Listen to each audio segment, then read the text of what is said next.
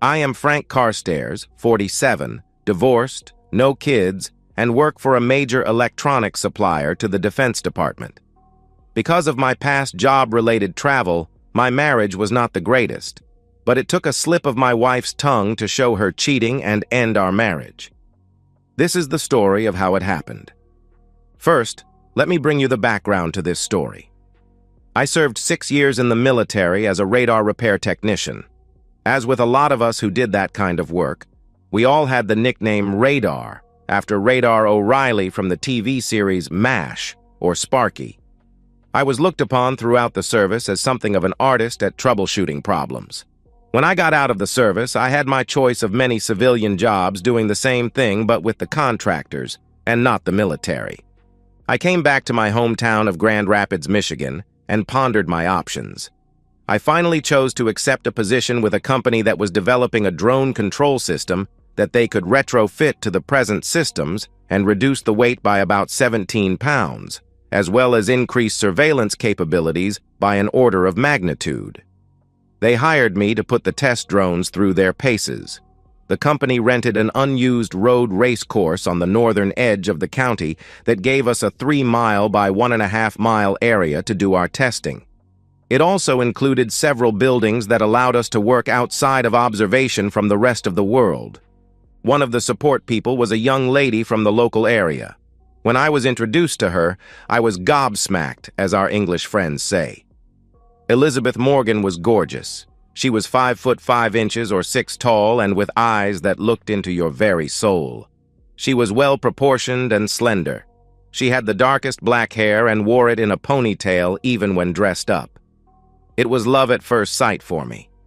As neither one of us was, at the time, part of the management team, we were not constrained, but any non-fraternization policy.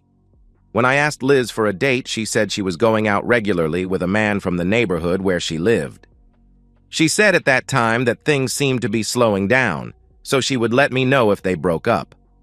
Our testing showed that our package delivered everything that it was designed to do. We lobbied through a local member of Congress to get some decommissioned Predator and other military drones to enable us to design interfaces for our controls. I was then hired as a permanent full-time employee. I requested that Liz be part of my support staff and refused to sign the non-frat unless she was exempted. The argument that I made was that I had already approached her for a date, and as such it was a pre-existing relationship. Surprisingly, the company and HR agreed. After our successful conversions, I was tasked with flying out to White Sands Missile Base in New Mexico to give a demonstration to a joint military group. There were officers and support staff present from the Army, Navy, Marines, and also the Coast Guard. Liz had made the trip and had by this time accepted a few dates from me. We found that we both liked dancing, live theater, and camping. Up to this point, there had been no sexual activity between us. The tests went well, but the military indicated that they were not interested, and we thought that we had failed. On the trip back to Grand Rapids, I was very depressed, and Liz tried to cheer me up. We talked for almost the entire 5-hour flight. When we landed, Liz asked me if I wanted to be her exclusive. I almost did a double take at that, as she had not given me any indication that she wanted anything but a few casual dates. Hell, even our camping trips had been with groups, and we used separate tents. I said I would be ecstatic to be her exclusive, and I wanted her as mine as well. I cautioned her that because of the current project and its apparent lack of success, I might not be employed at the company after this project was over. She did not seem to care. We dated seriously from that point. I was pleased when the company offered me a long-term contract as their chief test supervisor, and because of that, and our continuing to the relationship, I asked Liz to marry me and she accepted. We got married in the small church that I belonged to and had as our witnesses her family, my remaining family, my parents and an older brother were dead, and friends and co-workers. For our honeymoon, we took a 2-week camping trip along the Appalachian Trail. It was a glorious trip, and we both came back to GR tired, dirty, and incredibly happy. Work disturbed the mood somewhat when we returned the following Monday. Liz was being transferred to a different department because my staff was being reduced to just me and the secretarial pool. The reason for this shift in personnel was that the drone control project was to be shelved until we received some response from the military. I was then tasked with helping develop a very small drone capable of being controlled by satellite. The design goals were a drone as small as a robin, but with video capabilities.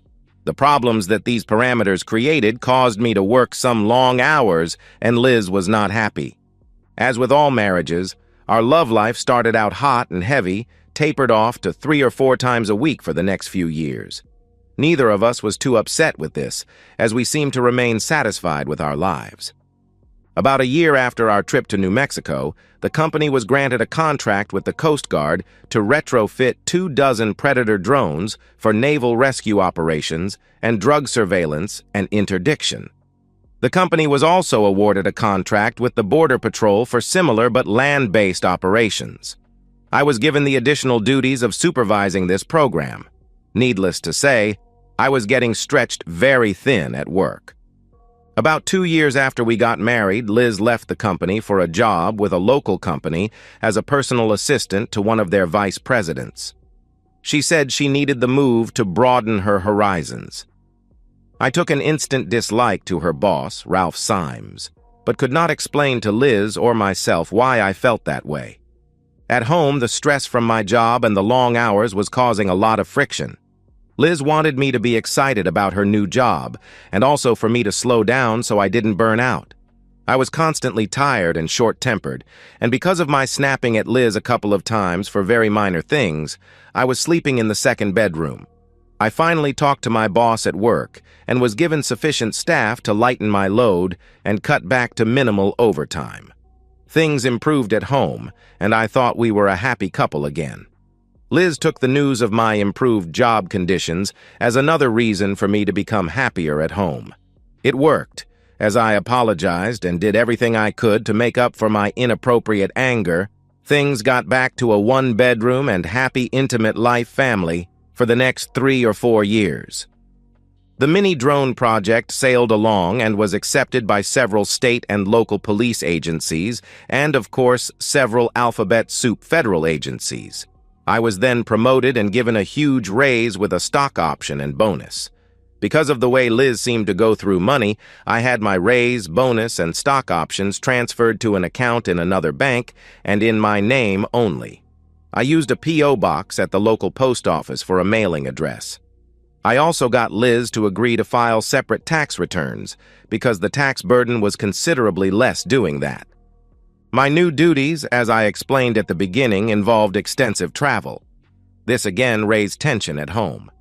Liz was not happy when I had to miss several of her employer's company functions because of my need to be out of town. The frosty atmosphere continued for a little over a year when my boss finally told me that I needed to take a month off to recharge and decompress. The timing was perfect. Liz had a vacation week coming, and as it was coinciding with our wedding anniversary, she agreed to take a 3-day camping trip into the Great North Woods of Michigan's Upper Peninsula. I spent the week before we left noticing several things that I had been overlooking. Liz was dressing more provocatively for work. Ralph was calling her at home in the evening, and Liz would go into the spare bedroom and close the door to talk to him. And our intimacy was now very sporadic, and then it was without any of Liz's former passion. I mentioned these things to Liz, and she went nuts, and I spent the last few days before our trip on the rollout in the spare bedroom. Because of this, I decided to give Liz a nasty surprise when we got to the campsite. I took a big tent and a double sleeping bag out of the packed stuff and replaced them with 2 one-man survival tents and 2 single sleeping bags. Liz was none the wiser. The weekend came and we left Grand Rapids for the up to 6.5-hour drive around noon. We crossed the straits on the Mighty Mac at around 3:45 p.m. We still had 1 to 2 hours to get to the campsite, so we decided to get a room in St. Ignace. As we did not have prior reservations, the only room available was with 2 queen beds. Liz was angry when I took one of the beds after she had turned down the other. Dinner was a frosty occasion at a local restaurant. We went back to the motel, and I showered and went to bed. Liz was still fuming and wanted to pick a fight. I was finally fed up with her attitude and lit into her. I managed to let her know that I wasn't going to put up with the crap she had been dishing on me, and until she changed, I would sleep in a separate bed. Liz asked how that was going to work at the campsite. I just said, "Already taken care of." She glared at me and turned out the lights. I heard some soft crying, but I was angry and disappointed to the point I did not feel the need to comfort her. In the morning, we had a very silent 2-hour drive to the campsite. When we got there, I handed Liz her tent and sleeping bag, and she went ballistic on me. She screamed, "What gives you the right to treat me like this?" I snapped back. "The same right that gives you the right to deny me the marriage bed. Did you bother to think about that? Can you answer that? What has changed is that you have become an insufferable woman. When we get back to the apartment, you are sleeping on the rollout." Liz looked abashed and turned around mumbling something, and then I heard the words that killed our marriage, muttering under her breath but still loud enough to be heard. "Ralph has never kicked me out of the bed." I now was ballistic. I grabbed all of the stuff, put it back in the car, grabbed Liz, and set her down in the front seat, climbed in and started driving. Liz had a shocked look on her face and asked, "Where are we going?" I screamed, "As soon as we get a reliable signal, you are going to call Ralphie boy and have him meet us in Cadillac. Then you are going with him. You are no longer allowed in the apartment I pay for. I will see a divorce lawyer on Monday, and you can come and get your stuff any day next week.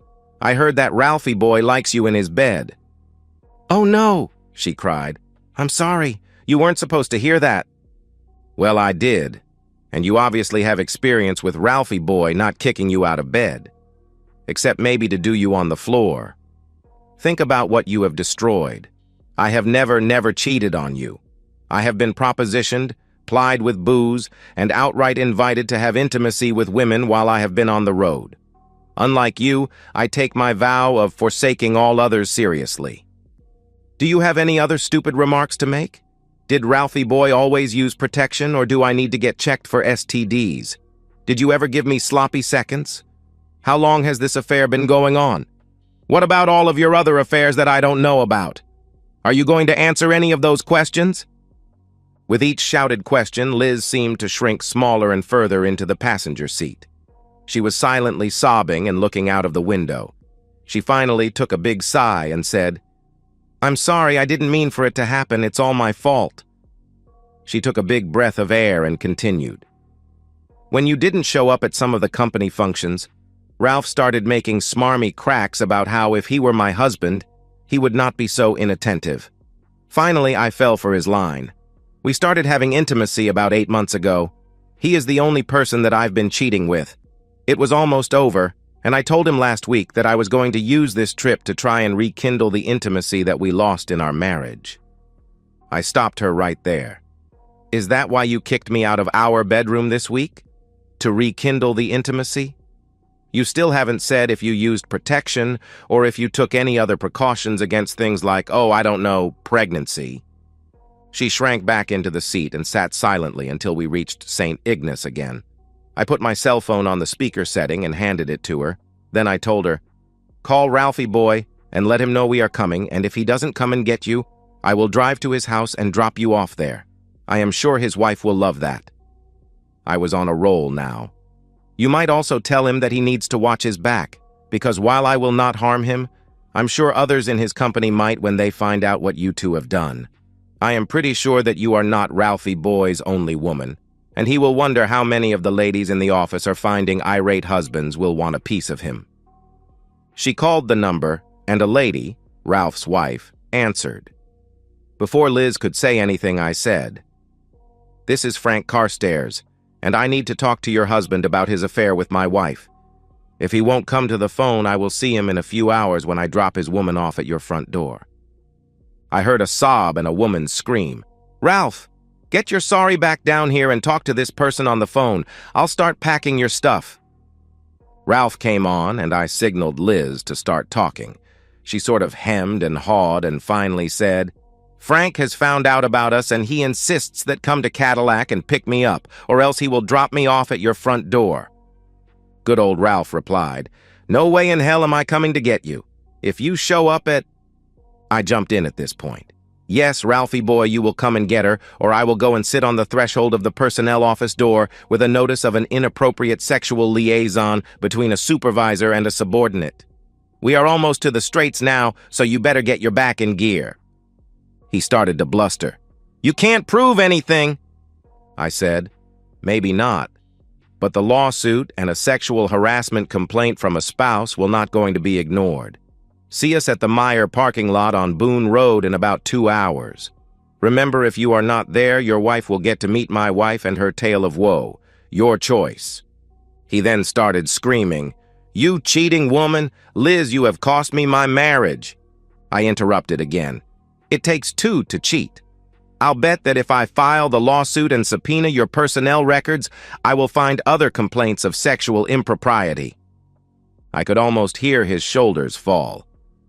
"All right, you son of a blip. I'll be there." As we were getting closer to Cadillac, Liz started pleading to let her stay in the apartment. She cried that she would do anything to stay with me. This really angered me, and I just let her have it. "You cheating woman, you don't care about me, or you would have been more supportive, more loving, and much more understanding. I did nothing to push you into an affair. I was working hard because I wanted you to have everything. I did not want to work those hours, but the job required it. I would not and will not find a job that will pay as well or have as much chance to improve my position as in this company. If our marriage was so important to you, how do you justify what you have done to destroy it? Does forsaking all others ring a bell in your addled mind? What you have done has destroyed us. It has destroyed all that was good with us. It has destroyed, in all likelihood, your lover's marriage and home life. Is any of this getting through?" Liz was crying now. "I just shut up for the rest of the drive to Cadillac." When we got there, I wondered if Ralph was the violent type, or if my actions had pushed him over the edge. He was sitting in his car looking like someone had kicked his dog. I felt no sympathy. Liz spent a few seconds pleading her case. I made her give me her engagement and wedding rings. She started wailing, but I felt nothing but sorrow as I forced her out of the car. When the door closed, I started the drive of 110 miles back to Grand Rapids. I thought that my life might just as well be over. I was not paying a lot of attention to my driving when Ralph came flying past me, and he must have realized, or Liz told him, that it was me he just passed. I saw him exit at 17 Mile Road. After I passed that exit, I again was only half paying attention when my car was hit in the rear by another. I lost control, and from the police reports, my car rolled over 4 times before coming to rest in the median on its wheels. I was not conscious and was airlifted to the local trauma center emergency room. It turned out I only suffered a severe concussion and rub burns from my seatbelt and the airbags. The police didn't even try to talk to me that night. And when they asked about the accident the next day, they acted like they already knew who had done what and what had caused the accident. It turned out that they did. Liz ratted out, "Ralphie boy." When he got off at 17 Mile Road, it was only to let me pass again. He then sped up to catch me and rammed my car. Unfortunately for Ralph, something fell off my car and jammed his steering so he could not get away. The police arrested him and he was charged with reckless driving, speeding, reckless endangerment, and attempting to flee a personal injury accident. His wife refused to bail him out, and Liz had no money for a cab, so a nice cop drove her over to our apartment. I spent 2 more days in the hospital. When I was discharged, no one was there to pick me up. I finally called a taxi and went to the apartment. What I found there was not a complete surprise. Everything that Liz had had in the apartment was gone. Her cell phone and her apartment and car keys were on the kitchen table. There was also a note. The note said, "Frank, I know it doesn't seem like it, but I am ashamed of what I have done to you and to our marriage. I am sorry for the hurt that my actions have caused you. I wish I could say that we can fix this, but knowing you, I do not think it will happen. I am going to stay with my parents. If you decide to go for a divorce, I will be there for a few days. If divorce is what you want, I won't fight it. All that I want, if we divorce, is what I have already taken from the apartment. I still love you, and while I cannot believe you still have any good feelings for me, I hope you do. Elizabeth. I contacted a friend of a friend who was an attorney. I had Liz served and sued their company for non-enforcement of their anti-fraternization policy. I also had Ralphie Boy served with a co-respondent and a personal lawsuit.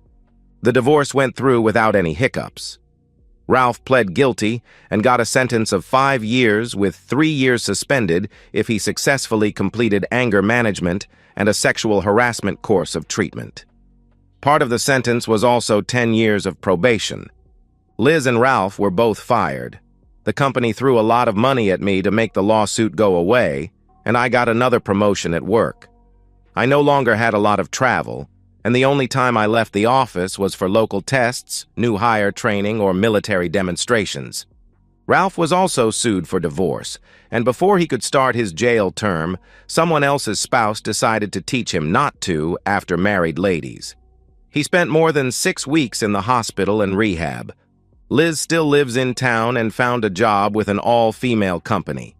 I occasionally see her at the mall or in the grocery store. I don't initiate any conversation, and other than a sad little smile, she does not acknowledge my presence. Tomorrow is another day. And that's the end of today's story. If you enjoyed it, please give this video a thumbs up and drop a comment below. Your support helps the algorithm push my content further. If you're new to the channel, don't forget to hit that subscribe button. It really helps me keep creating more stories for you. Thanks for watching, and I'll see you in the next one.